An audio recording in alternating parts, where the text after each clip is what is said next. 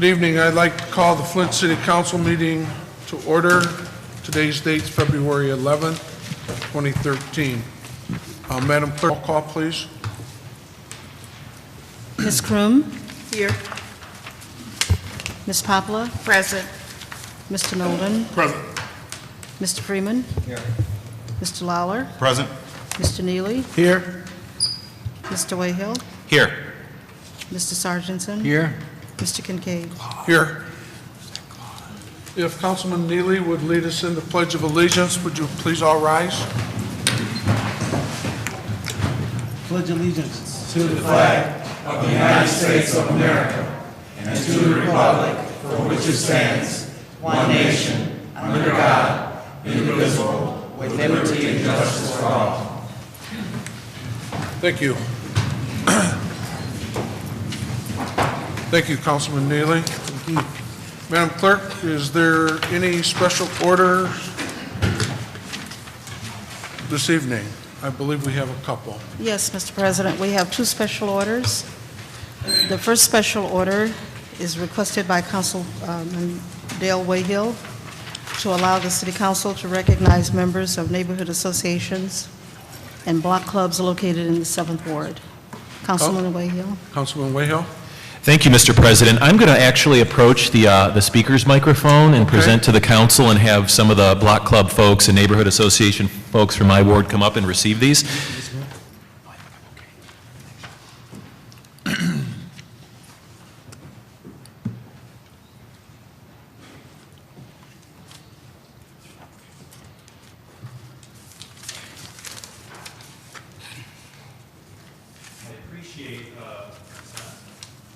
Yep. I appreciate your indulgence, Mr. President, my council colleagues.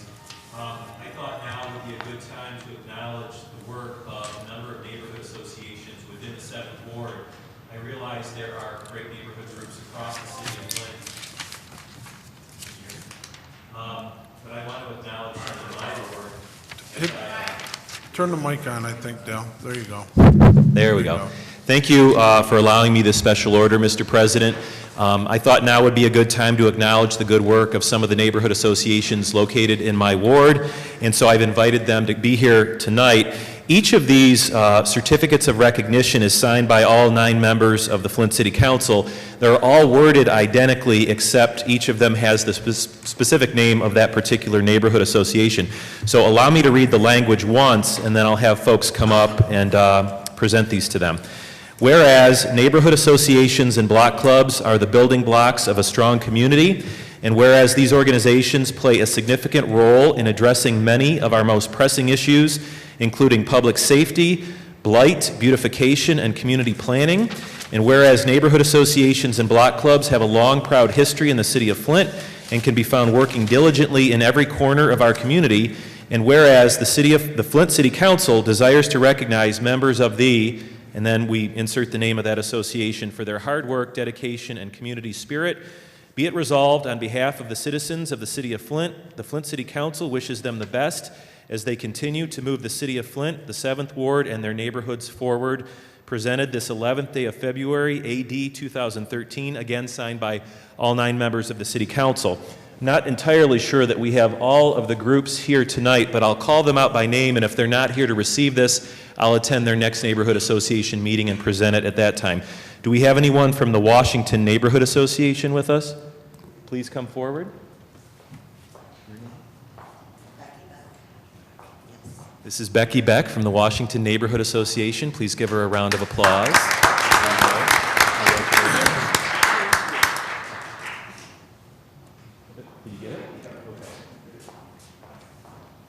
I know we have folks here from Evergreen Valley Block Watchers. I saw Donna, I think. Donna here? No. Oh, there she is. Yep, good to see you again. How are you? This is Donna Calvin. And tell me the name. Nate Battle. Nate Battle. Mr. Battle, here you go. Congratulations. Please give them a round of applause.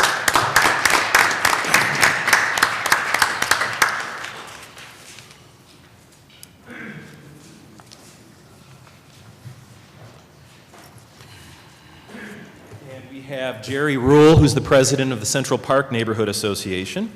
Give him a round of applause, please.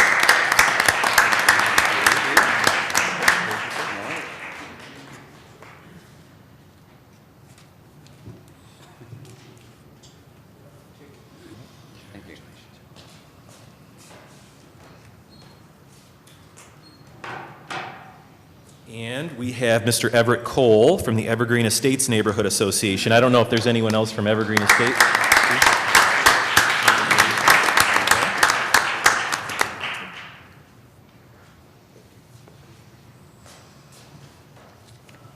We have Mr. Andy Ellard from the Fairfield Village Neighborhood Association. And Claude Miller, the Vice President. Miller.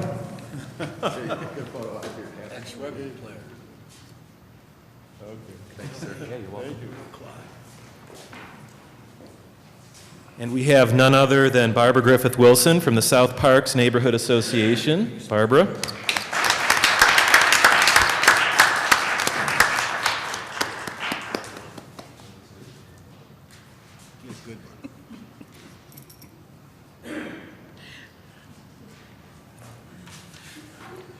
I was expecting Mike Harriman from the College Cultural Neighborhood Association, but I don't see Mike. Anyone else here that might accept it? Would you mind accepting it, Raul? Raul Garcia, College Cultural Neighborhood Association. Give him a round of applause, please.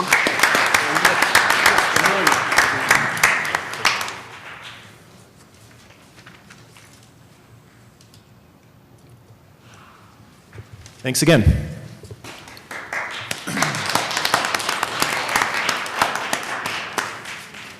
Thank you, Councilman Wayhill, and I'd like to thank all of the neighborhood black clubs and neighborhood associations for the work that they do in our community.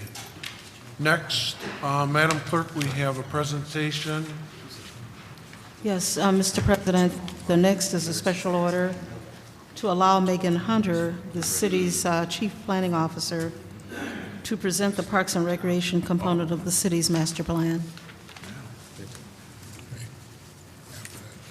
Good evening. Good evening, Megan. Thank you for giving us a little bit of time to talk to you about the Parks Master Plan. I would also just like to add for the honorable council members, if you'd like us to come back soon, before you, we gave you an existing conditions report that was completed as part of the master plan process. So if you would be interested in a presentation in the near future, I'd be happy to come back either on the 25th or in March to talk to you about that.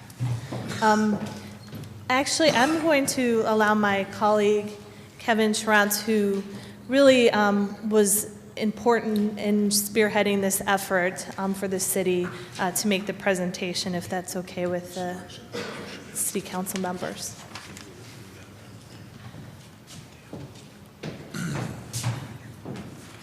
Hello, I'm Kevin Schrantz again.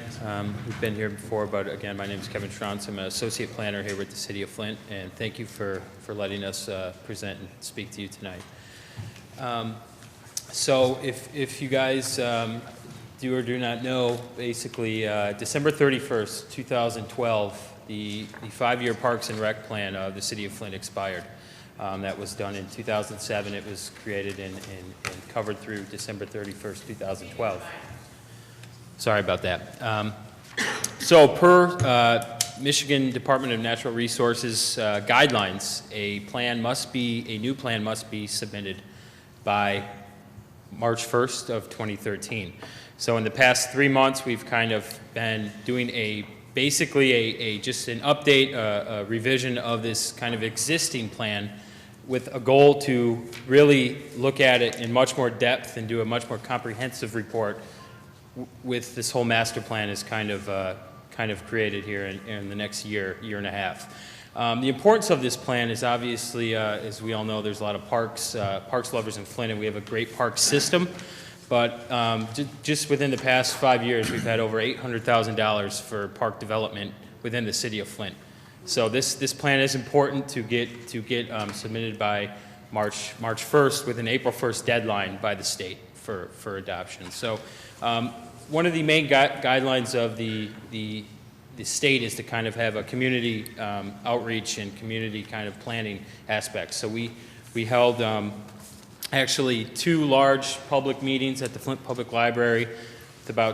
We had 60 residents attend. We then had a third working session held with an advisory group of the master plan that looks at natural resources, open space, and conservation, and we had 15 residents attend that meeting.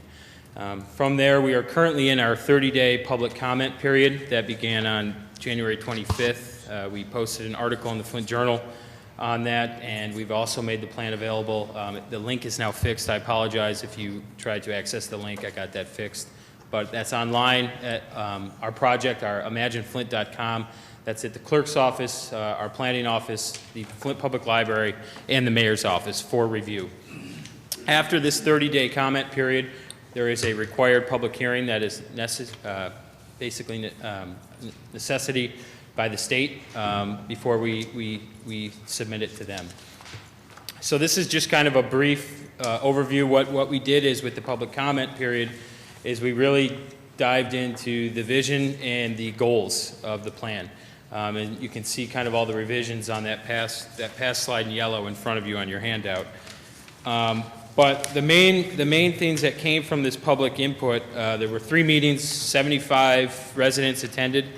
We had a totally revised vision statement. We had a totally revised set of goals, seven total goals. We actually added 2 goals from the previous plan. And these new goals, there was a strong support from the community that they really focus on sustainability. They looked at kind of using some of the Flint's natural systems to maybe look at some maintenance issues that come up. Also, there was kind of an idea of kind of a holistic approach to planning that's never really been looked at in a Parks Master Plan, which is kind of looking at what other neighborhoods are doing and how this Parks Master Plan can fit into these neighborhoods, and also the master plan.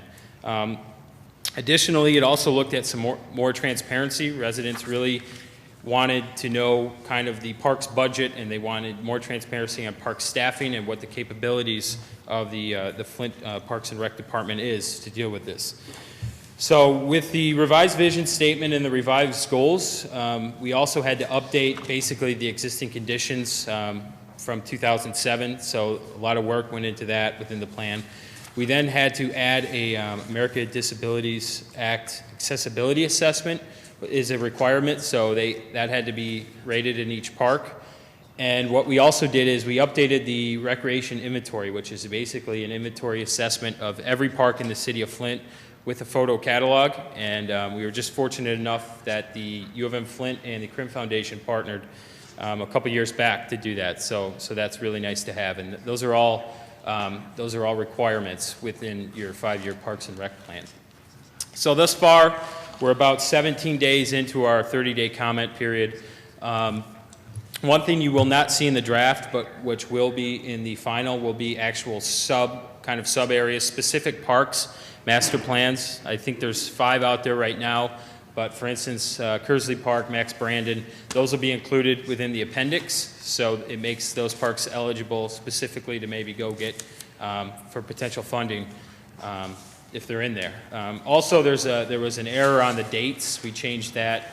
We're going to change that, and there were some grammatical corrections as well.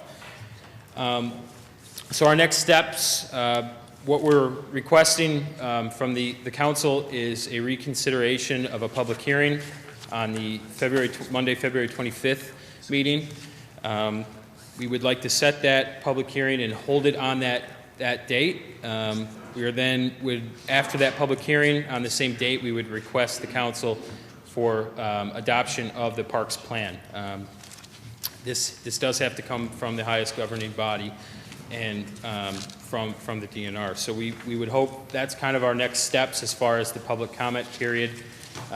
We are accepting public comments from residents around as well. We would submit this plan by March 1st with the goal, it would be for approval by April 1st to be eligible for funding. And also, like I mentioned, to touch on again, we're going to totally be relooking at this again probably in about 1.5 to 2 years when the master plan has kind of been developed, and we're going to take what we've gathered from many more community meetings and input and kind of what the vision of the residents through the master plan, and also kind of come up with more specific strategies on how to deal with maybe some facilities and maintenance issues, and also some programming in parks, and also upgrades and park investments. So those are our next steps, and I appreciate you letting us present to you tonight. I don't know if I missed anything, if Megan has anything. Okay. Mr. President, I move to reconsider the resolution to authorize a public hearing to consider the adoption of the City of Flint Parks and Recreation Master Plan 2013 to 2017. support. Can I get the number of that resolution for Yes, you reconsideration? can. It's 130055. Okay. It's been moved and supported for reconsideration of the resolution that was acted on and that did not pass at our last council meeting. So it's been moved and supported. Discussion. Roll on the reconsideration. Ms. Kroom? Yes. Ms. Poplar? Yes. Mr. Nolden? Yes. Mr. Freeman? Yes. Mr. Lawler? Yes. Mr. Neely? Yes for reconsideration? Mr. Wayhill? Yes. Mr. Sargentson? Yes. Mr. Kincaid? Yes. The vote is 9 yes, 0 no to reconsider. And the resolution, Councilman Nolden, Need to move the resolution. could you read the number? 130055. It's been moved and supported to act on the resolution setting the public hearing For February 25th. for February 23rd. 25th. 25th. 25th, I'm sorry. Okay, discussion on that? You know, I just have one thing to add. I'm hoping that as we move forward with the parks master plan, that you guys go back out and reassess the parks and take up-to-date pictures, because the pictures that you might have taken a few years back, the parks don't look nothing like that now. So, thank you. Thank you. Okay, Councilwoman Poplar? Yes, there was a mention of $800,000 that was spent within the last 5 years, supposedly, for the parks.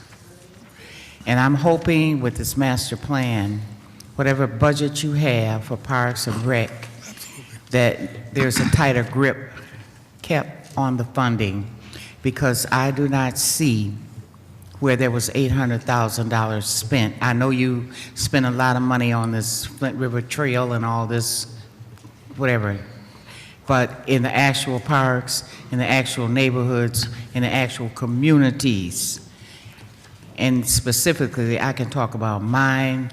There's Sarvis Park, where there's equipment that's been sitting there for over 33 years, because my child is 33 years old, and we haven't had anything new. The constituents went out there and painted it themselves. So I'm just hoping when you start spending the money, allocating it and spending it, that you do it in these community parks, because the people in the community can't afford to leave the community.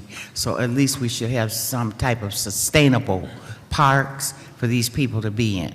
So I'm going to vote and go along with it, because I do sit on the steering committee. And as you have learned, I am very vocal on the steering committee for the people, for this master plan.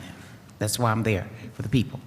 So I'm going to give you my vote, but I'm going to watch this closely, because if we're not doing anything with these parks, then we need to find out a better way and a better solution. Thank you. Thank you. Anyone else? Yes. Did you want, Councilman Neely? Yes. Thank you, Megan. Thank you, Kevin. I'm looking forward to the presentation and the public hearing on it, but I'm concerned, and I would like, in that presentation, if we can explain to the public about the city's relationship to the master planning part of the parks, because right now we currently don't really have a Parks and Recreation division. We probably only have maybe 2 or 3 employees left in that division. We have no forestry, we have no people to maintain the parks. Currently, the emergency manager saw fit to liquidate that whole department, as well as selling a lot of the equipment. and I would like to kind of figure out the way that we're going to move in the future, how the city is going to play a role in the next couple decades, having a limited amount of personnel in the Parks and Rec division, and how that looks with a public-private partnership, or how that works, especially that the residents pay a park millage. And I think the monies that you talk about are mainly come from the park millage money and how it's going to be utilized. I think the public probably want to hear more about that than any other portion, but that's what I'm interested in. Yeah, and I don't know at our presentation on the 25th, we'll get into that because we're really just kind of dusting off and updating the old plan, but that is definitely part of the master plan. How do we look at a new system? Because the one that we have currently is not working. You know, we have huge maintenance issues, and we have to be innovative. And I think our hope is through the master plan and kind of working with the community on visioning, we can come up with some solutions. Certainly there's a lot of interesting things going on in other cities where they have conservancies and nonprofits and other things that really support the park systems. And so we have to be, I think, more creative. And also looking at the park millage that we have, how can we make those dollars work better for the city? Because you're right, we don't have much of a system currently. So that is part of the master planning process that we're really going to delve into that over the next, I would say, 8 to 10 months. I'm sure the residents would appreciate that, but I, as a council person, I'm currently concerned about our ability to actually fulfill the obligations that we have to the public pursuant to the millage and the ballot language that went forth. But that's a part of what I would like to hear about in that on the February 25th, and if it's not prepared by that time, as long as we continue to report to the public how we plan to proceed in actually taking care of our green spaces inside the city. Yeah, on the 25th, we can talk a little bit about how we perceive that going forward with the master plan. I think that might answer some of the questions. Absolutely. Thank you. Okay, thank you, Megan. Anyone else? Roll, Madam Clerk. Ms. Poplar? Yes. Mr. Nolden? Yes. Mr. Freeman? Yes. Mr. Lawler? Yes. Mr. Neely? Yes. Mr. Wayhill? Yes. Mr. Sargentson? Yes. Mr. Kincaid? Yes. Ms. Kroom? Yes. The vote is 9 yes, 0 no. That concludes the presentation. I want to comment on just real quick. The facility that you have set up in the Capitol building, I was at the Fire and Ice, my wife and I last night, and we didn't go in, we looked through the windows at that. Really looks nice over there. You guys are doing a really good job, and I just want to compliment you on that process and how you're reaching out to the community for the master plan overall. So I think you're doing a really good job. Thank you. That's at the Capitol Theater and the website Imagine Flint, so we're Right. encouraging Yeah, it looks citizen nice. participation. Yeah, you guys are doing a really nice job over there. All right, that concludes our special order in unfinished business. Now's the time set aside for members of the audience to address the city council. The clerk will call your name. I'll ask you to come to the microphone and just give us your name. Limit your comments to 5 minutes and refrain from personal attacks on individuals or institutions. First to be called this evening, Madam Clerk. Eric Mays? Mr. Mays. I think about 5. Good evening, Good evening, Eric. Council President Kincaid, and I've been teasing one council person, so I'm gonna single that person out and call her by her name. I call her councilperson, P-O-P-L-A-R, Poplar, but she said it's popular. So, okay, Councilman Poplar or Poplar, how you doing? Good. We've been teasing about that. But anyway, what I wanted to say today was this. Of course, you know that everybody around the city in leadership positions and even community people have been talking about public safety. And I'm going to say this publicly. I've talked to a couple council people behind the scenes, and I've talked to a couple officials behind the scenes, and I'm here to tell you that the City of Flint Police Department is hiring. Now, I don't know if the people in the city know they're hiring, but they're hiring. And I'm here to tell you that I remember back in the 80s, when I was third vice president of the Flint branch of the NAACP, I sit on the executive board, I was the political action chair, and I'm here to tell you we had studies. And when you hire people to solve crime, sometimes you need certain demographics. When you go undercover and do certain things, you have to look a certain way to solve certain type of crimes. You have to get up in there. Well, I'm telling you right now that if the city of Flint don't hire and recruit right, it's a major piece of the public safety puzzle that won't be solved.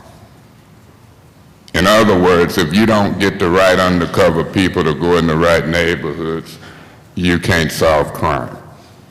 This administration and the leadership of the city has led the city to believe over and over that we need more patrol officers to solve crime. I'm going to make the record clear to this bunch of 9, the council people, the leadership, that you better get involved in the hiring right now. I've heard talk of starting an academy to try to get to the demographics, and I've told them that they can recruit from the military bases to get the right demographics. Now, if you're serious about getting guns off the street, infiltrating the crooks, you don't solve crimes with uniformed police officers. For 5 or more years, I've stood here and talked about the Detective Bureau. I haven't seen a real move. Now, the closest thing I've seen to it was Councilman Lawler Kincaid. The other week, a couple weeks ago, y'all talked about a forum. Councilman Kincaid, you said, well, the ceasefire forum, which now has a new name, might be a good forum. That ain't the right forum. I went to Vernon Chapel, Scott, and I'm telling you, the people don't even get to give input. They got some forums you can write stuff on to tell on people, but that ain't what we're looking for. I would encourage y'all to circle back on that public safety forum. Take a leadership role. I'm gonna say this as well. I talked to Kurtz, the emergency manager, and that's just common sense. Y'all need to get to work. Not just because it's an election year, because you can. Under Public Act 72, in my opinion, y'all should be holding committee meetings. When the public speak here and the administration ain't got nothing on the agenda, you should sit and communicate with the public and let's solve some of these problems. See, even though you hear me talk about the Detective Bureau, the funding is there. You got $4 million on hold. So we know we ain't hurting for funding to fix the Detective Bureau. But when y'all hear me talk about police, I want to make it clear. I believe jobs is better for crime than police. I believe if you put people to work and develop an economic development and job plan, crime will go down. I believe that 100%. If people can feed themselves, people ain't eating. They can't pay bills, they can't feed their family, they argue and they can't eat, particularly people between the ages of 18 and 30-something. So when this council get ready to convene an economic development or crime summit or hearing, this council, this leadership, I'll be there. Scott, let me end up by saying this. Next week, I think it's Tuesday, Josh, Tuesday and Wednesday, we got it straight, there'll be a trial. That trial, to me, has a lot to do with the legal goings-on in the city. In other words, I've said Peter Bade, the city attorney that should be here, should be at every council meeting, is missing in action, not here tonight, ain't been here. He's not giving the council proper legal advice. He's not doing what he's supposed to do for the city. I got him in court. He'll have to take the witness stand. The emergency manager will have to take the witness stand. This is the first time this crowd is going to be on the stand. And guess who's going to question them? I am. And it's some relevant issues going to come out of that.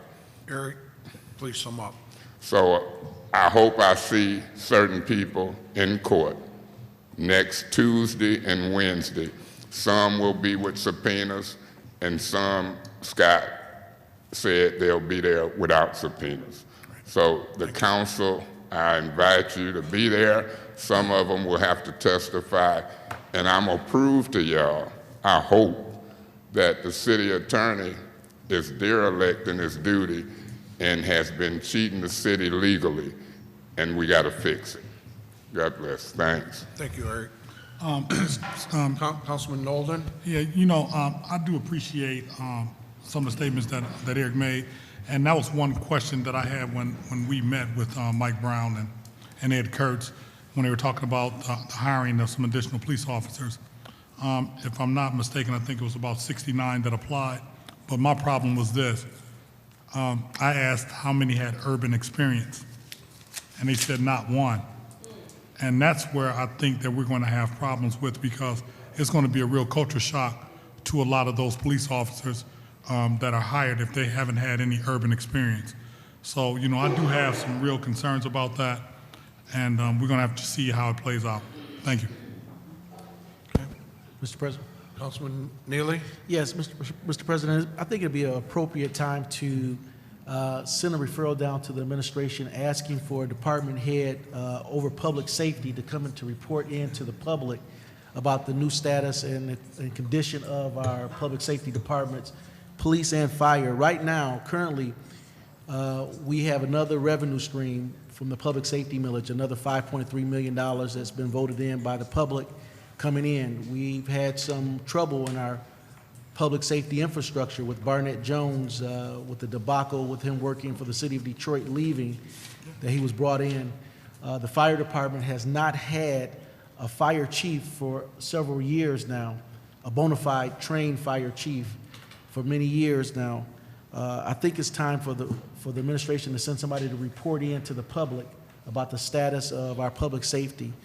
In addition to what the speaker was saying about the hiring of new additional police officers, this body cannot report in on the day-to-day operations of said activity. So if we can send a referral, Mr. President, from this body, asking for a department head to be present at our next meeting to report in to the public about what is the condition of our public safety infrastructure here in the city of Flint, I think that'd be appropriate.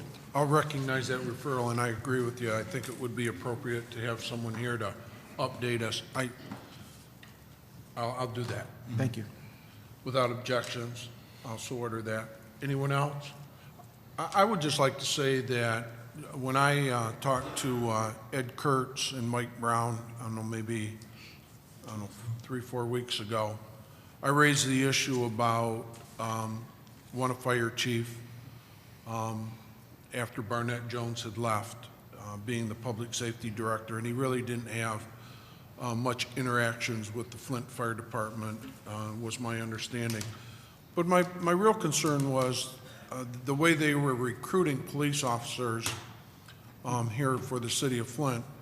And I specifically recommended to them that what they should do is consider an academy where they can go out and recruit individuals from our local colleges and our local high schools that are getting ready to graduate or may have graduated in our area, and go through that process so that we can get individuals that are qualified, that can go through the training, because at one time Flint's Academy was rated #1 in the country. It was #1 in the country, and we just kind of, because of lack of leadership in the police department over the years, it's just kind of gone by the wayside, And when I talked to the emergency managers, both Ed Kurtz and Mike Brown at that time, they said it was too costly and that they weren't going to do it. Am I correct? So that issue has been raised with them, but I don't believe that as long as they're in control, that you will see an academy here in the city of Flint. So, all right, our next speaker, Madam Clerk. The next speaker is Quincy Murphy. Quincy Murphy.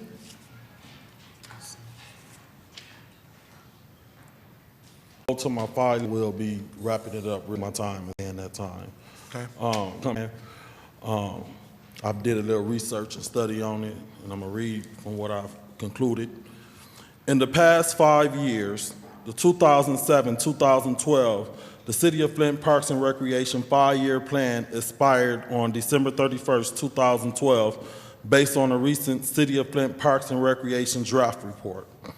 In the past 30 years, Ophelia Bonner, Martin, and many other parks and urban communities of the City of Flint has not seen any park equipment improvement since these 5-year plans has been submitted and approved.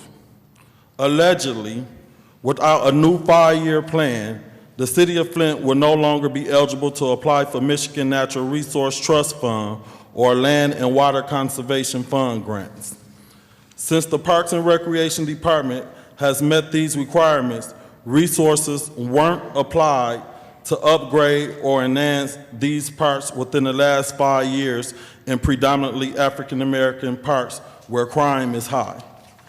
To apply for state grant opportunities in 2013, a new Parks and Recreation 5-year plan must be submitted to the Michigan Department of Natural Resources, MDNR, Grants Management Office by March 1st, 2013, 30 days before the first grant deadline.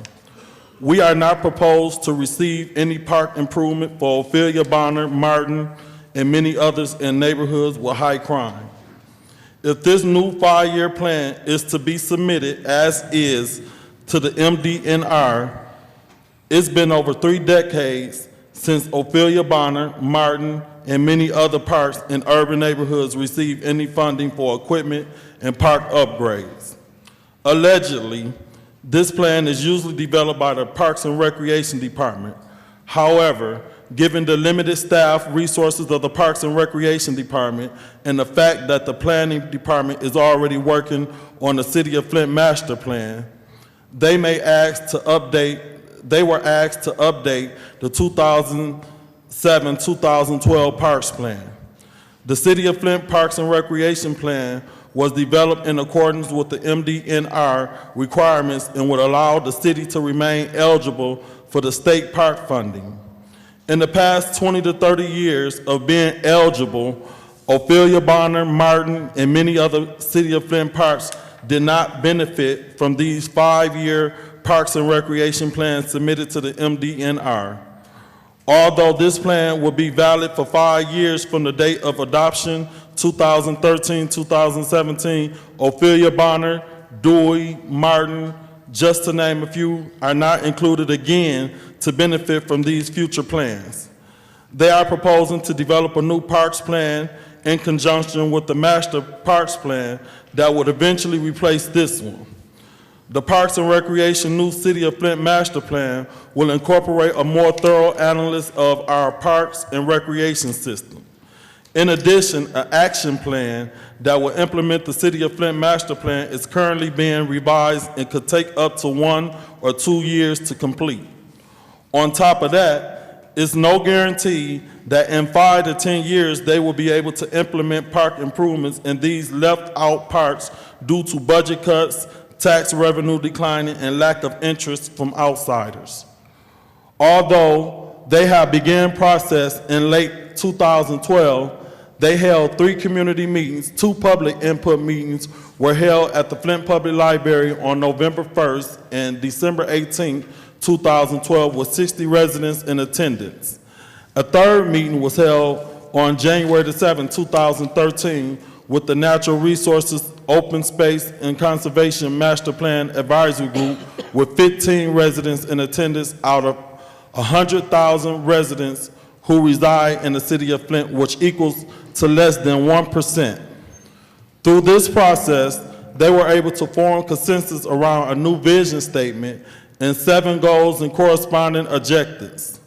I was fortunate enough to attend the Parks and Recreation public input meeting at the Flint Public Library. During this public input Parks and Recreation meeting, I gave input on park improvement suggestions of Ophelia Bonner and Dewey Park. I lacked the support of the majority of attendants, which allowed participants to place dots on the most important parks in the city and activities. Therefore, Ophelia Bonner has not been included in the 5-year Parks and Recreation Plan. Also, I currently serve on the Master Planning Natural Resource Committee so that I can be part of the solution and not the problem. This draft plan was completed on January the 24th with input from the Parks and Recreation Department, which I can recall the director not in attendance of the public input Parks and Recreation meeting, nor any 9 Flint City Council who may have suggested ideas, inputs, or answered questions concerning the Parks and Recreation past or future 5-year plan. In the Parks and Recreation briefing, quoted as little change from the previous plan except to update our existing conditions and to craft goals and objectives that are more aligned with the public goal of creating a more financially and environmentally sustainable Parks and Recreation system. Really? Although little has changed from the previous plan except to update existing conditions, Ophelia Bonner, Martin, Dewey, and many other parks is still not included in the 5-year Parks and Recreation Plan for improvement. Residents who did not attend any of the public input meetings was not able to participate in any neighborhood park survey and didn't receive any personal mailing, flyers, or phone call to participate in the public input meeting by the staff or committee.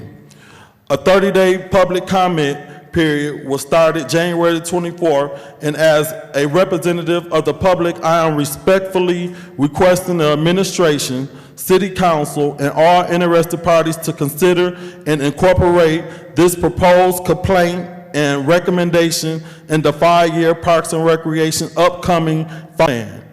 We are requesting funds be reallocated to improve dilapidated parks such as Ophelia Bonner, Dewey, Martin, and many dilapidated parks in high-crime neighborhoods first before funding be awarded to any other park or grants solicited. We are also requesting the master planning staff, the Parks and Recreation 5-year planning facilitators, and any other organization who are interested in this park draft a plan to lobby support to reallocate portions of the City of Flint general operation, water and sewer, police millage, and street light tax funds to improve park equipment, infrastructure, and proper maintenance. Crime is high in the City of Flint, and we need options for our youth who have limited access to decent, safe, and affordable outdoor recreational opportunities. In the past, the City of Flint has reallocated funds to purchase garbage trucks that will be either sold or sitting due to outsourcing garbage, purchase police Tahoe cars which use more gas, use water and sewer funds for administrative salaries. It's not uncommon to reallocate funds to pay expenses to purchase equipment that will last longer than where we've been moving funds to cover expenses in the City of Flint. I'm about to wrap up. We are also requesting the Parks and Recreation Department and all interested parties to review and consider amending the necessary policies and procedures to develop an effective mowing and maintenance program with grassroots groups. We feel this will make it easier for minority block clubs, organizations, small businesses, and residents to get involved in their parks by creating and developing a mowing and maintenance program similar to the Genesee County Land Bank Clean and Green and the Keep Genesee County Beautiful Park Tenders program. There were groups who applied and were awarded the Park Tenders Program for Ophelia Bonner and Dewey Park, but never received any incentives for park upgrade due to control leadership issues that could have been addressed if the Park Tenders Committee would have continued to meet on a regular basis. Thanks in advance for your cooperation in helping solve this problem. And remember, it must first begin with us. I have a copy of this that I'll give to you guys, and I also will give to Megan. And I'll be coming back at the public hearing in 2 more weeks to address it in further detail. Thank you. Thank you, Quincy. Councilman Nolden. and President Gay, you know, I want to thank Quincy for stating the information that he stated. And, you know, that was my concern too. Nothing. Everything is going to just some things. Hardingbrook, because a community group from my area got involved and they brought that park back, but they did it all on their own. As we move forward with this, and they talked about the $800,000 that was spent, and I'm going to be watching this very closely to make sure that money is allocated for some of these parks ignored. And we're talking about a lot of them on the north side. We're talking about them on the east side, because, you know, Whaley Park, that is more equitable. That, you know, not just one particular area is getting. Yes. Councilman Lawler. Yes, Megan, and you know, it's good you're here to hear this, and I just want to make sure that. But if you would like to address us now, Ophelia Bonner Park. Support the system as a whole. This would only allow us to be eligible to apply for funding for any park in the city, and we'd be happy to provide kind of support to community groups in looking at potential applications that we might put forward by April 1st. So we can talk to Quincy about that. But, you know, I think it's true that a lot of the more active parks kind of submitted applications, prepared grant applications and received funding.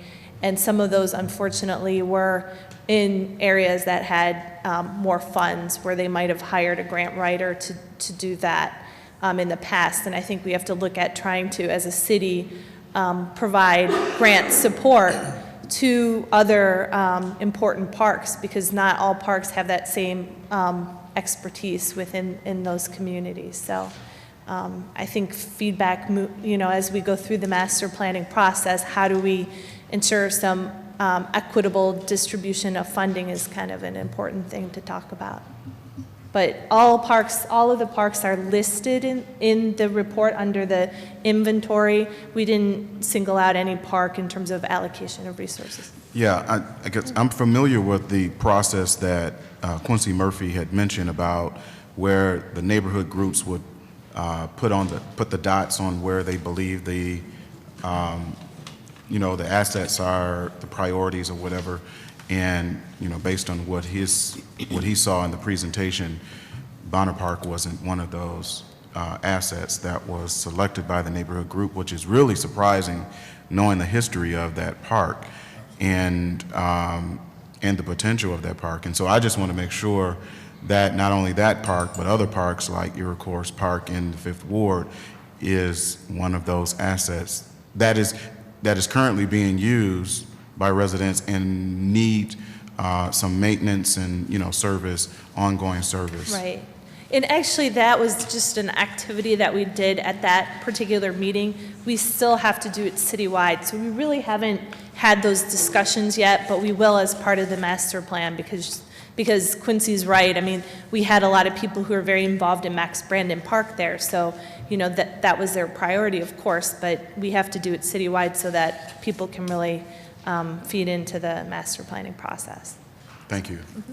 Thank you, Megan. Anyone else? Our next speaker, Madam Clerk. Carolyn Shannon. Ms. Shannon.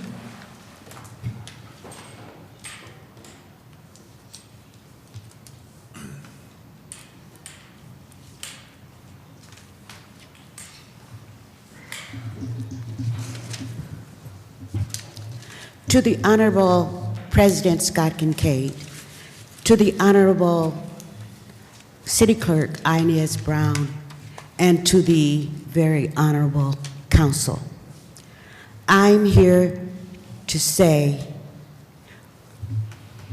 Flint has been threatened. My whole way of life have been threatened. And I'm asking you to do whatever you can do to rid our city of robbers and thieves and embezzlers.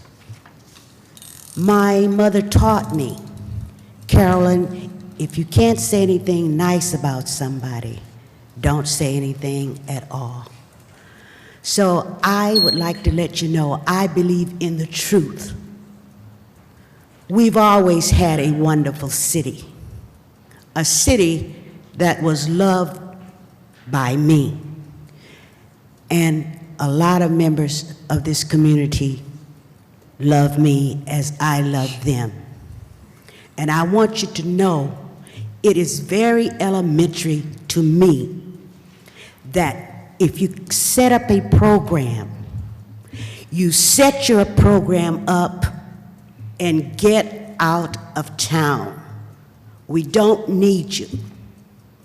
A professor at the University of Michigan told me, I asked him, is there anyone in the city of Flint that can run the city? He said yes. I was satisfied with that answer. So I'm asking you, you've gone the legal way, you've gone this way. I'm asking you to call in the Associated Press. I'm asking you to call in for an investigation. We do not need people filling up their pockets with the city of Flint's money and leaving and spending it here and there, but not here. I'm asking you to look into what's going on in the city of Flint. If you come in with $8 million deficit and you're ended up with 19 million deficit, something is very wrong with that picture.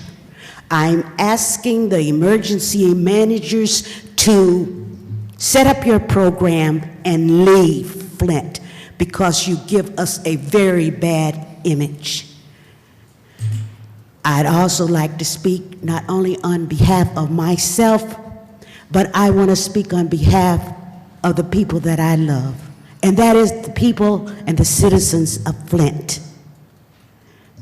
If I go to the hospital and my bill is $115 for my water bill, I wasn't there for almost at my own home for a month. Nobody lives there but me. Okay, that's fine. I questioned them here, and I fired the emergency managers twice, and guess what? My bill went up to $411.06. So the other day, I got a bill that says, if you do not pay $550, your water will be shut off. To me, something is wrong with that picture. I've always been an upstanding citizen, always followed the rules of society. And I end up on a bill that I have to pay by Wednesday, and I've given so much to my community. I've given my strength, my voice, my love, my resources. Why? Because I love the city of Flint and I love the people. I don't care what color you are. I don't care how fat you are or how blue you are or how red you are. I love people. The people in Flint have been very good to me. So I'm going to speak about the people that will not speak up for their own city. I'm speaking about the people who cannot speak about their city. Someone needs to let those emergency managers go. It is not in our best interest to have these people that have retired multiple times get a paycheck from anywhere. If you don't do your job, get out of town and let the young and innovative people that I voted for do their job. I am very happy to be a citizen of Flint. And I've done all I can to help my city through the arts, through politics, to people that you don't know about that needed help. I've even given away my water to people that don't have water. I'm trying to let you know, if this is happening to a person that followed the rules of society, what do you think is happening to people all over the city of Flint? I live alone. I know how to do without. I know how to budget. I know how to spend money. The thing is, everybody don't. A lot of people don't have any money. I'm speaking about those people that don't have the money to pay their water bill. They don't have money to pay their consumer energy. It is easy for me to pick up and go to Dublin, where I want to go. The thing is, we must try harder to save our city. And I want to thank the president for allowing me to say a few words, but I'm speaking for other people. I don't cry for myself, but I do cry in my heart for those who cannot do. The Lord giveth, and the Lord taketh away. So if by Wednesday they cut my water off, God didn't want me to have that water. I will not cry about that. But what about all the other citizens Carolyn, you've that exceeded your 5 minutes. I've given you time. Please sum up. okay. Thank you. What about all the other people in my city that can't pay the water bills and that have been raised? Okay, they can't afford to live in Flint. What happens to Flint? We lose our tax base. And I just want to say, I love the city of Flint. I do not plan on leaving, but I do believe in the book of Job, and I hope the people out there believe in the book of Job. Thank you very much. Thank you, Carolyn. Our next speaker, Madam Clerk. Our next speaker is Barbara Griffiths Wilson. Barbara, good evening.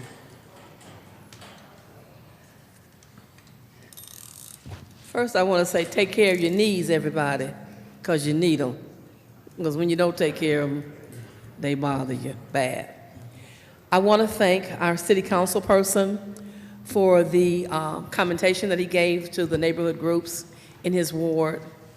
And I want to invite you guys over to the Brennan Center for our annual Black History exhibit, which consists of people that were born and raised in the city of Flint who did outstanding things, African Americans.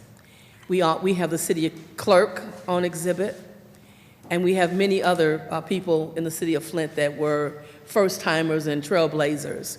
We have the first African American drugstore owner, and he's still with us today walking around and talking and stuff. And we have various basketball figures and various sports people and entertainment people. Midnight Star, I bet a lot of people didn't know that Midnight Star some of the people came from Flint.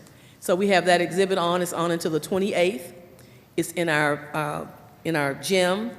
On Mondays, Wednesdays, and Fridays, it's there from 8 to 5.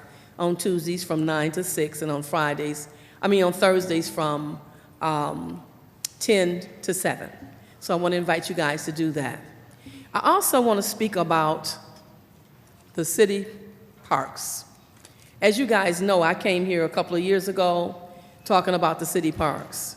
The 28th, it's in our gym. On Mondays, Wednesdays, and Fridays, it's there from 8 to 5. On Tuesdays from 9 to 6, and on Thursdays from 10 to 7. So I want to invite you guys to do that. I also want to speak about the city parks. As you guys know, I came here a couple of years ago talking about the city parks, talking about the fact that the parks were not being kept, and talking about the fact that we needed some help from the park millage because we knew we got a park millage. We've never seen any money from that park millage in our city parks, not in the parks that are predominantly dominated by African Americans. One of the things I want to say to Megan, and I think that it's great you're in town, and I think you're doing a great job, but I want to ask you to think about talking to the DNR and asking them why would they circumvent their own rules to give 2.5 acres of parkland over at Brennan Center to the food bank, so that the food bank can build a road and build a building there so they can redo food. The citizens in that area protested. We demanded that they have meetings with us. They had meetings with us, and they still circumvented. I was told for 1 full year by the DNR that it couldn't happen. But when the emergency manager came in, it happened. So why would they circumvent their own rules to do that? And I said to them when I found out they had circumvented their rules, I talked to the DNR person, and I said, shame on you. Shame on you, because you said that you stood for the people. But what you've done is circumvent something politically, for political gain. And so shame on you. I'd like for you to ask them that. I have all the papers that they sent me. I have all the faxes they sent me telling me that this was not going to happen, that it couldn't happen. But lo and behold, it did happen. Now, also about parks, I want to thank Lauren Halali, because Lauren Halali promised me in 2009 that if there was anything she could do for our park, she would do it. And lo and behold, Lauren Halali wrote a grant for us. It's a small grant, but we're able to restart our softball teams now. She wrote a grant where we had our whole softball field area redone, scraped, redone, everything. So we're having a meeting this coming Saturday to have somebody to help us form some softball teams. She also is getting us in preparation to do our horseshoe pits. But at the same time, a portion of our park is really gone to the dogs, and we've been asking and begging and pleading. We have some playground equipment that is near the park, but what did they do with that? They gave that part to the food bank. Now, I'm not against the food bank. I want everybody to know I'm not against the food bank. The calling on my life that I do, it requires that I feed people, clothe people, shelter people, help people pay their water bills, and all of those things. And for that, I'm eternally grateful to God for that assignment. But now, right is right and wrong is wrong, and bull crap, my grandmother told me, ain't nothing but chewed up grass. And that's what we've been dealing with, a lot of chewed up grass. So I want to know that the parks, all of the parks in the city of Flint, are being operated the way they should be. But I also want to say that because we have a lack of leadership in the Parks and Recreation Department, because we have a lack of leadership in the Parks and Recreation Department, a lot of things are lacking in the park system, period. We have been paying a millage for quite a while, and I know that you want that millage to be continued. But if you don't do anything about the city parks, you may be faced with the fact that the citizens will say, we're not going to vote that millage in again. So that's going to be some money that you may lose. And with that, I want to say thank you for letting me say that. And I want you to know this one thing. When good men and women say nothing, then evil is allowed to prevail. Thank you, Barbara. Okay, our next speaker, Madam Clerk. Our next speaker is A.C. Dumas. Mr. Dumas.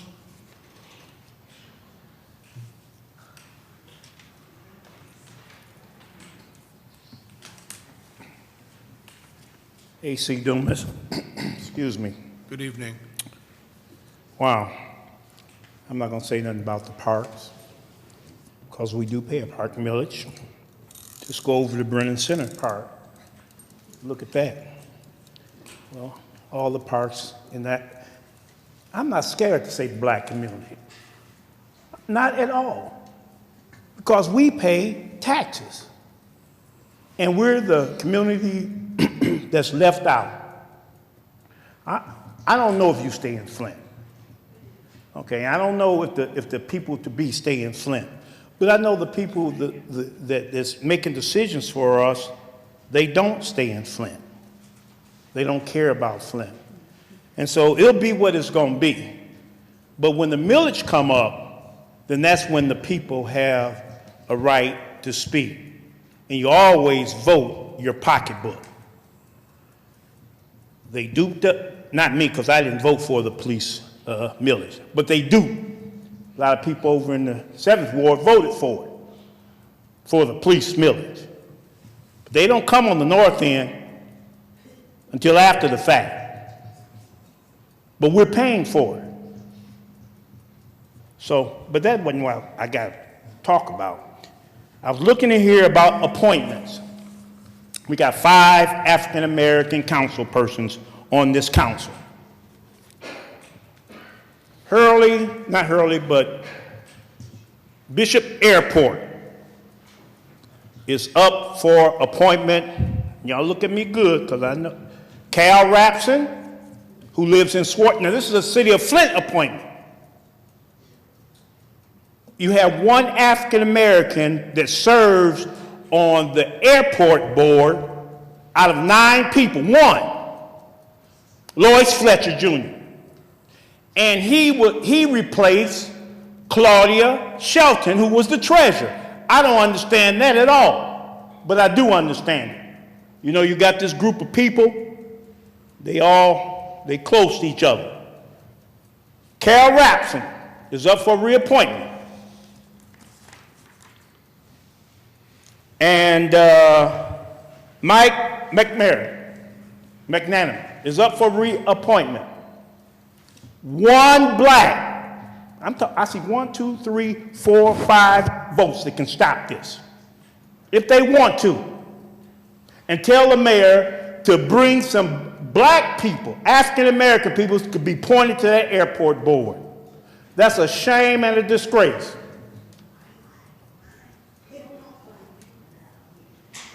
9. I don't care if the UAW did recommend your name. 9. You're supposed to represent the people. You get your vote from black folk. They get their vote from the majority of white people. Not Sergeant Park, but what Cursley Park ain't gonna have to worry about no funding. They're on the dot. You trust me on that. Jackson Park, if it wasn't for the councilman over there to do something, it'd be in horrible condition. That's the best park we have in the 3rd Ward, Jackson Park. Am I right, Councilman? A little small park, not as big as this road. It's a disgrace. We got 1, 2, 3, 4, 5. It's election year. But y'all don't care, do you?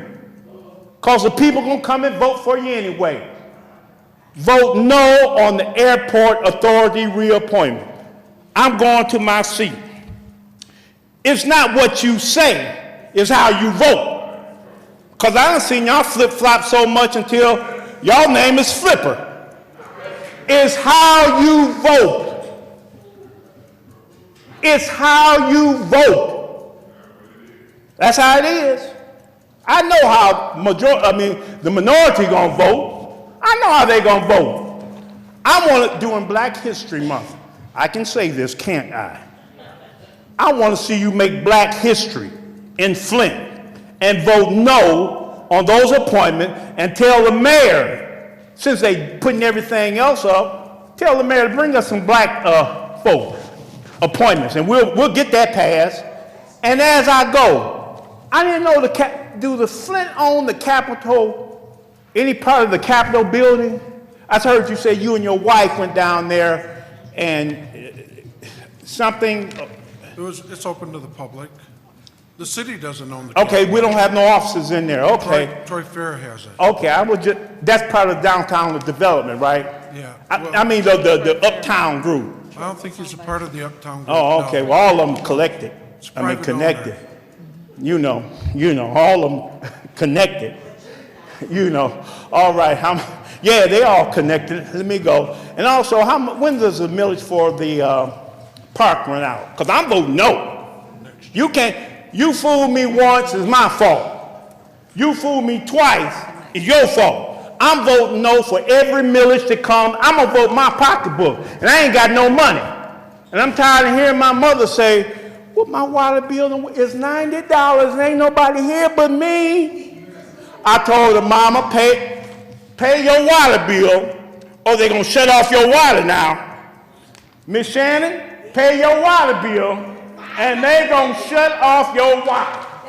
After me.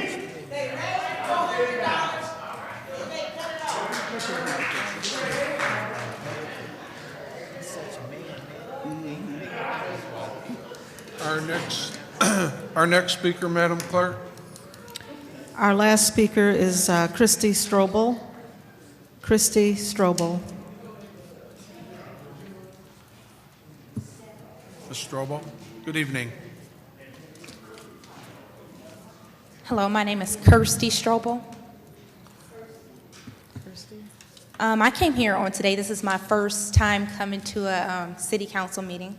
I and my husband and our kids, we moved to the city of Flint less than 2 years ago. Although I grew up initially in the city of Flint up until the age of 7, our family then moved to Flint Township, which I see is still the same, but I guess some people may not.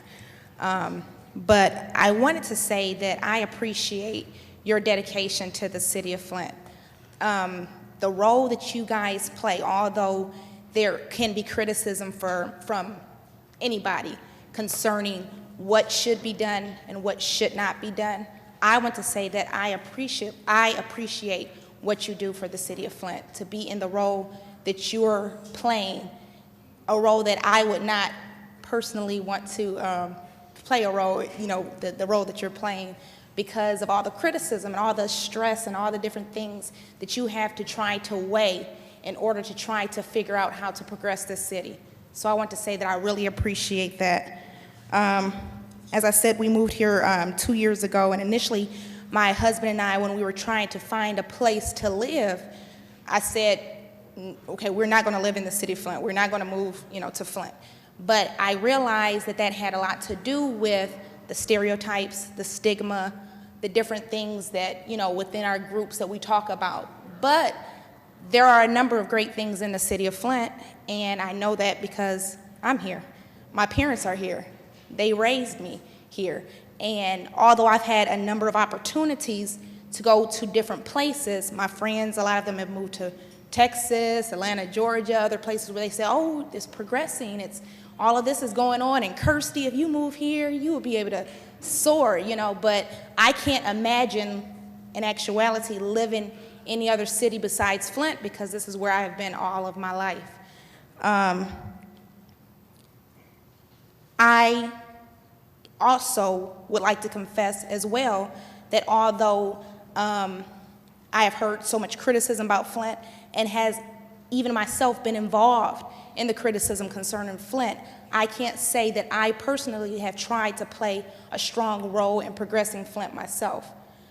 Besides, living here and all of that kind of stuff, I have not tried to be completely active or to say, what can I do specifically to make this a better community, besides doing the best I can morally. I worship here, I live here, as well as I work in the city of Flint, besides trying to be a better person for myself and trying to make sure, as well as my husband, that our family has what we need and looking out for each other.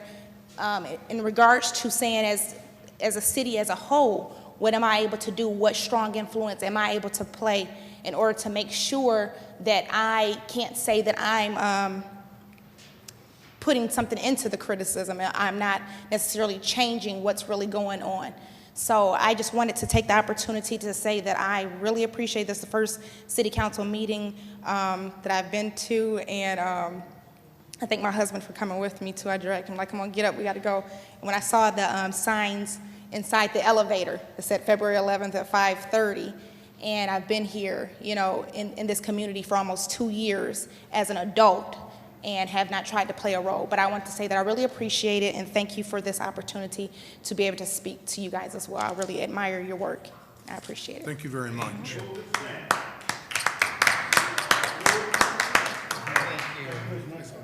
Okay. Comments? Okay, that concludes our speakers for this evening.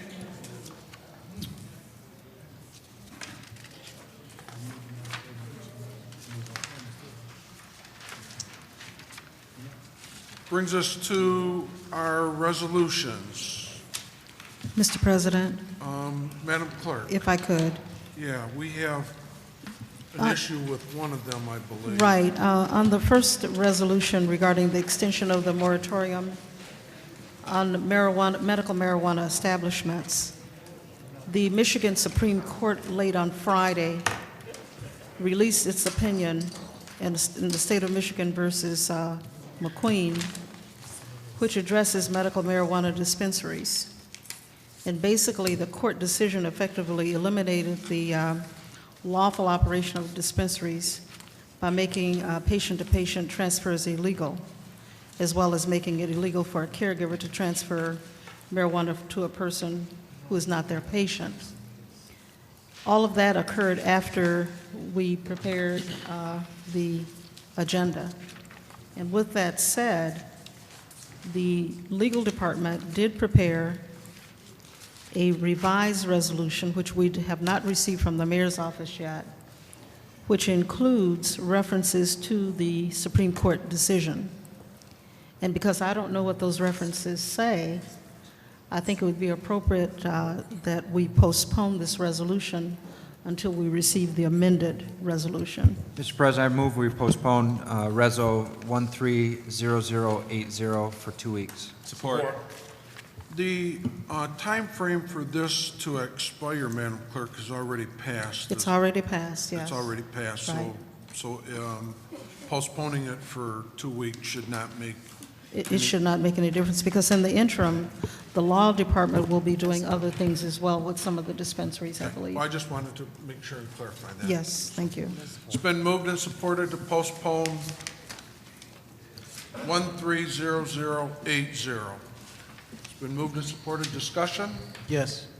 Councilman Neely? Yes, Mr. President. Along with the request for the new resolution as it relates to the moratorium for medical marijuana, I would also suggest and recommend that we send a communication to the law department asking for an attorney to be present to help guide us through the legality of this moratorium and what the Supreme Court has ruled. Peter Bay, I am in receipt of today of an email from Peter Bay talking about the Supreme Court ruling and the new law, how it stands. But I think it would be much more appropriate if he will be sitting in a seat that's designated for him and or a designee from the law department to be present to give us the information, the legal information pursuant to charter as a part of his responsibility. So I would suggest that we send a strong request to his office by way of the emergency manager as it relates to this issue. Thank you. And we'll do that. We did request that someone be here tonight to talk about this resolution, and that's when we found out they were preparing a new resolution. Right, Madam Clerk? Yes. So we will. I mean, we will, because I think it's very important, because I think a number of us will have questions about the resolution on the Supreme Court ruling. Right, as part of our responsibility to vote upon these resolutions, we need that legal assistance to make sure that we perfect everything that we do. And the emergency manager should be also held accountable, in my opinion, if we fail to do all of our due diligence as we perform our duties for the residents of the city of Flint, because we do not have access to our city attorney, which is paid by the public of the city of Flint. And I agree with you on that. Councilman Wayhill? Madam Clerk, you've given us a list of the existing medical marijuana businesses that were here prior to the moratorium. Is that right? Is this from you? That's correct, but I should indicate that there are others that kind of in a renegade way opened after the moratorium, and we have a complete listing of those which we're also giving to the city attorney's office. Okay. And we will also supply you with copies of that. Okay. I know there's one in the 7th Ward at Dorton Court in the Rite Aid Plaza. Do you have that one on your list? Yes, we have that one on there. Okay. Thank you. All right, further discussion on the motion to postpone 130080. Roll, Madam Clerk. Mr. Nolden, Yes on appointment, yes on postponement. Mr. Freeman, Yes. Mr. Lawler, Yes. Mr. Neely, Yes. Mr. Wayhill, Yes. Mr. Sargentson, Yes. Mr. Kincaid, Yes. Ms. Croom, Yes. Ms. Poplar. Yes. The vote is 9 yes, 0 no to postpone. Okay, the next resolution would be 130081. Is there a motion? It's been moved. Is there support? Support. It's been moved and supported. Discussion? Yes. Councilman Lawler? Thank you. My vote on this is going to be consistent with my vote and discussions on this in the past. I've always had the question about diversity that serves on this board, and I've always had the question about the city's representation on this board, individuals that are selected from the city, that live in the city, to be appointed to serve on this board. And I believe, like I've stated in the past, we have intelligent and competent enough people in the city that can serve on this board, and diversity is a concern of mine. We do have many African Americans that can serve on this board that I don't believe have been sought out. There's individuals that have submitted a request to serve on this board, and they were ignored in the past. So I'm going to vote consistently on this as I have in the past, and to vote no on the appointment of this individual. Okay. Further comments? Councilman Wayhill? Point of information, the motion on the floor is the one for Mr. Rapson, is that correct? Yes. Previously, the council appointed Mr. Rapson, is that also correct? Yes. That is correct. And his term that we appointed him to previously expired December 31st of last year? Yes. Okay. And then the second recommendation from the mayor is another gentleman who is currently on the Airport Authority Board, but he was not appointed by us. He was appointed by the county commission. Is that correct? That's correct. Okay. And both of these individuals are Caucasian. Is that correct? That's correct. Okay. I mean, I'll just say I'll support the Rapson nomination, but I do have concern about diversity. I share Councilman Lawler's opinion on that issue. And if there's only one African American member out of 9, if that is in fact a correct statement, I do have concerns about that. So I'll support the Rapson nomination, and I did indicate to the mayor previously that I would support both of these, so I am reneging on my promise, but I didn't quite realize that it was that tremendous lack of diversity. So I'll support this one, but I would like to see the mayor come forward with an alternative, good candidate from the city of Flint who can provide some diversity to the board for the second resolution. Thank you. And it's my understanding, and correct me if I'm wrong, Madam Clerk, that on the resolution for 8-2, the majority of the appointments would swing from the county to the city. This year it swings back to the county. In the past, Mike Manley was the appointee that swung back and forth from the city and the county. And rotating? They rotated. And now the county has taken on Mike Manley as their permanent appointment. And it's my understanding that Mike McNamara is the appointment that swings back and forth and was currently appointed by the board, by the airport board, as the chair of the airport. So I just want to pass that information on. The other thing is, because of the rotation, the city of Flint is now has the majority of the votes. So with the appointment of this particular person or this particular seat. I'll put it that way, okay? Flint has the 5-4 majority. So every 3 years, it rotates back and forth. Right, and that majority is Flint appointments, not Flint residents. Is that, am I interpreting you correctly, if these two were approved? These two would be Flint appointments, but they are not Flint residents. That's correct. So these would be part of the 5 that you're mentioning? That's correct. Okay, so you mean a majority of Flint appointments, not necessarily Flint residents? That's right. Okay, thank you, Madam Clerk. Okay, further discussion? Yeah. Councilman Neely? Yes, and as we talk about the logistics of how this really operates and how the covenant agreement with the county, because this is a duly appointed board, the county gets so many appointments, the city of Flint gets so many appointments. Every off year, the city of Flint has 5 appointments, the county has 4. The other off year, the county has 5, the city of Flint has 4. So we speak more to residential people being placed on this body and this board. And I think it's time that we start to unravel some of the things that the emergency manager has done to actually cripple some of these important boards throughout our community. As the speaker, one of the speakers said, Claudia Shelton was on the board. She had served on the board admirably for many, many years, and she was removed by the emergency manager. I would like to see her reinstated to that body and that board with our second position here, Resolution 130082, and that's the resolution, and that's the recommendation that I would like to send down to the mayor to make sure that we get that person back on the board that served very well, and also start to untangle some of the knots that the emergency manager has created.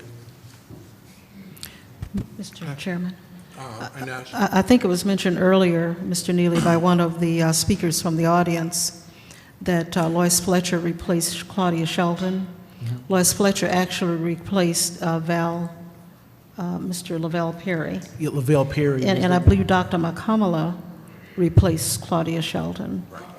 Right. It was a removal, and you're absolutely right, because this came before this body before. It was a very heated discussion based upon the residents, the residency of these appointments, or the recommended people that the mayor sent forth. But the emergency manager took his authority and removed Claudia Shelton from that body.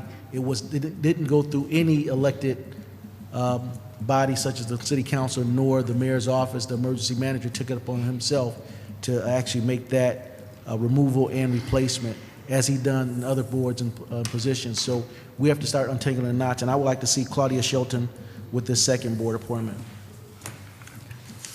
Okay. Roll on 130081. Mr. Freeman? No. Mr. Lawler? No. Mr. Neely? Yes. Mr. Wayhill? Yes. Mr. Sargentson? No. Mr. Kincaid? Yes. Ms. Kroon? Yes. Ms. Poplar? Yes. Mr. Nolden? Yes. The vote is 6 yes, 3 no. Okay. Our next resolution is 130082. Is there a motion? So moved. Support. It's been moved and supported. Further discussion? Roll, Madam Clerk. Now, this is on the appointment of Mr. McNamara, Yeah, 130082. okay? Mr. Lawler? No. Mr. Neely? No. Mr. Wayhill? No. Mr. Sargentson? No. Mr. Kincaid? Yes. Ms. Kroon? Yes. Ms. Poplar? No. Mr. Nolden? No. Mr. Freeman? Yes. The motion fails. Okay. 3 yes, 6 no. All righty. That concludes the appointments. There are no other resolutions for council at this time. Our next city council meeting will be February the 18th, which will be the state of the city. That's right. Oh, that's right. On February 18th, which is next Monday, it's not a city council meeting, it's the mayor's State of the City address. The next city council meeting would be following that, which would be on February 25th. Are there any council persons wishing to speak? I would just like to make one comment. It's been an ongoing thing with the water lawsuit. There's an evidentiary hearing on Wednesday at 3:30 in Judge Ewell's courtroom, and I will be there. So with that, You know what? I have one thing, I'm sorry. Councilman Nolan? Just for just general information, tomorrow morning at 9 o'clock in the morning, we're going to be painting the boxing ring at Burston Fieldhouse. Home Depot has donated all the paint, all the supplies. We're going to be painting it purple and gold because that's the color of FWC Burston Boxing Club. And then as a side note, Clarissa Shields will be making her fighting debut on the 16th down in Lansing at the Ramada Inn. And if you guys would like to come out and help tomorrow, we start at 9 o'clock in the morning. And if we get enough volunteers, we could be done painting by 1. Thank you. Thank you. Anyone else? We are adjourned.